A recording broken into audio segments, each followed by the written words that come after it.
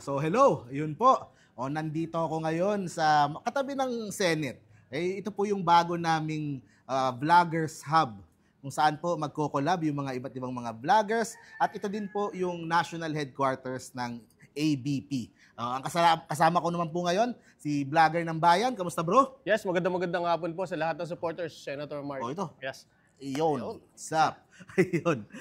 Ito, pagkwentuhan natin, ano ba tong ABP party list na ito? Diba? Dito yung kanilang national headquarters, tapos nag-iimbita sila yung mga vloggers, pwedeng mag-collab-collab dito. Ano ba tong ABP? Yes, actually, ang Bombero ng Pilipinas or ABP party list, no, number 1, 3, 4 sa balota, sila yung sector na nagre-represent dito sa marginal sector ng mga bombero, mga fire volunteers. Kasi alam naman natin na tuwing sakuna, tuwing sa sunog, nauuna palagi yung mga fire volunteers natin at mga bombero.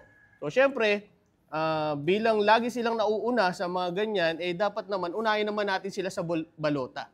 Kasi number 1, dapat nating suportahan itong ABP. Bakit kanyo? Kasi marami po yung mga kwento na hindi alam ng taong bayan patungkol sa mga fire volunteers o mga buhay natin bayani. So, yung ABP ang nagsusuporta sa kanila, nagtutulong at nagiging boses nila, no? At kung anong kailangan, kung yan man ay dagdag suporta o dagdag kagamitan, ABP yung nagpo-provide. So, abangan nyo kasi malapit nang mag-open yung kanilang headquarters dito. Maraming tatambay dito ng mga vloggers. Kaya maraming collab kaming gagawin. So, abangan nyo yan in the coming days. Pero ito, kasi mainit kasi na balita. Gusto kong pag-usapan lang. Nasa balita na naman si Tatay Harry. Oy, ayun. Tatay Harry mo, Tatay Harry mo. Sumulpot na naman sa balita. Alam mo, pinaghahanap ko eh. Pinaghahanap ko kasi, syempre, naghahanap ako minsan kalinga ng ama. Hingan ko ng advice kasi, syempre, tumatakbo ko senador. Tumakbo siyang senador. Diba?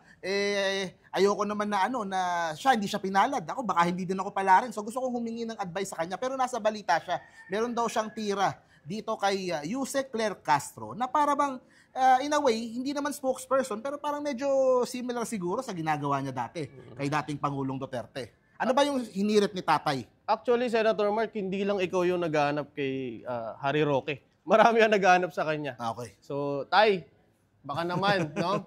At magpakita ka na, lumabas ka na. So yun, balita nga itong atake ni dating spokesperson ng dating Pangulo dito sa bagong Yusek, no? Na si Atty. Claire Castro. At sabi niya nga, galingan daw yung pagbebenta bilang salesman ng Pangulo. So, pagbebenta ng produkto. At matapang nga sinagot nitong si Atty. Claire Castro, itong patotsada nitong si Harry Roque. So, napakasimple naman po. Kung tutusin, kung matatalino po yung ating mga viewers, napakasimple po. Ang pagbebenta ng produkto po ay doon dapat sa mga tumatakbo at sa mga gustong mang-agaw ng pwesto. Napakasimple po noon. Pero ang liwanag po ng sinabi ni Atty. Claire Castro, ako po ay hindi salesman or saleswoman. Ako po ay mensahero. Mensahero ng mga naisabihin ng Pangulo. Mga sinasabi ng Pangulo. Magagandang programa, magagandang mga advokasya, at yung mga gustong ipahayag ng Pangulo. No? Mensahero siya. Mensahero at kailangan niya lang sabihin ng in a layman's term sa mga kababayan natin. Kasi alam naman natin, kalat ngayon ng fake news sa social media at alam naman natin, well-funded talaga yan at ang infrastructure nan ay talagang ilang taon na binuno nitong mga antay. No? So itong pinakamaganda dyan, maipaliwanag sa taong bayan ano ba yung mga mensahe ng Pangulo. Hindi siya spokesperson. No? Maliwanag sa sinabi pa siya na na yung produkto mismo ay pangit o mahirap ibenta, di ba? Pag ang produkto ay maganda, hindi mo na kailangan ng salesman, di ba? Parang ganun yung punto niya, no? Ganun talaga. Ang punto nga ni Atty. Claire Castro, mas mahirap ngayon yung trabaho nila, Harry Roque. Kasi yung ibinebenta mo ay pinupukol ng kabilang issue, di ba?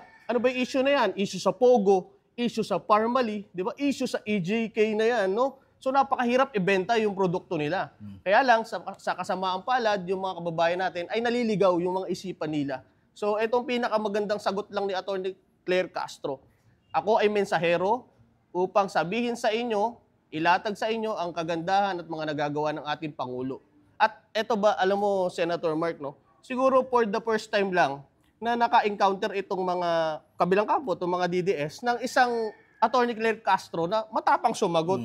Ibig sabihin, nagulat siguro sila. Gaya nga sa vlog ko, no?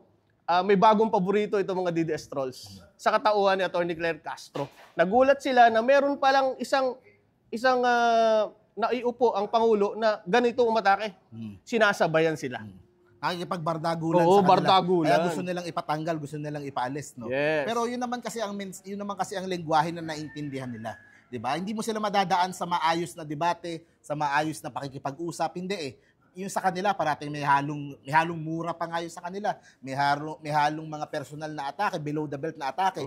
Itong kay Atty. Claire walang ganon, pero kaya niyang makisabay sa bardagulan. Oh, doon yun nga yung ako. maganda. Actually, doon ako bumibilib kay Atty. Claire, yung mga banat niya na pasok pa rin eh. Kumbaga sinasabi yung katawagan natin, pasok sa banga. Ibig sabihin, bumabanat siya pero pasok sa atake. Pasok doon sa tamang konsepto. Doon sa balita na walang fake news. Kumbaga yung pinag-uusapan natin is about dito sa topic na to at hindi tayo gagamit ng fake news. Tama. Kaya napakasakit sa damdamin nila. At yung mga pahayag ni Atty. Claire nakakakuha ng simpatya or namumulat yung mga Nire-resonate kababayan sa mga natin. Oo, kababayan namumulat natin, yung mga kababayan natin na tama pala, no? Iba pala yung ganito. Ito pala yung tamang direksyon. Ito yung sinasabi ng mga fake news peddlers. Huwag tayong mag-aano sa mga fake news. So yan, so abangan nyo pa guys, marami pa kaming mga collaboration na ganito sa mga susunod na mga araw, linggo, leading to the elections. Dito kami sa Vloggers Hub, dito po sa HQ ng ABP Party List. So abangan nyo po yan. Kasama ko si Vlogger ng Bayan. Follow him sa TikTok at sa iba pang social media niya. See you po sa next video guys. Yes, at yun lang. ABP, ang Bombero ng Pilipinas, Party List number 134 sa balota. Ito lang po masasabi ko, ang suportahan po natin ng ABP kasi sila po ang magiging boses ng bombero sa Kongreso.